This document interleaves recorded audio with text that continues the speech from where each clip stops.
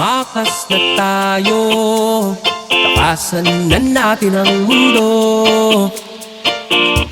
Magtago papalayo sa mas tahimik at payapang mundo. Gumugulong ang hanging hamihan at uni ng ibon. Dumudulong at tinatawag na tayo ng mundo.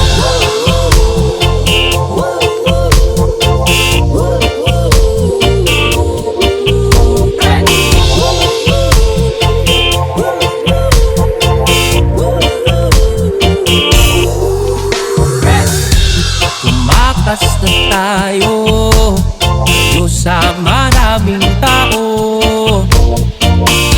humiwalay at magtago sa maingay at malabong mundo.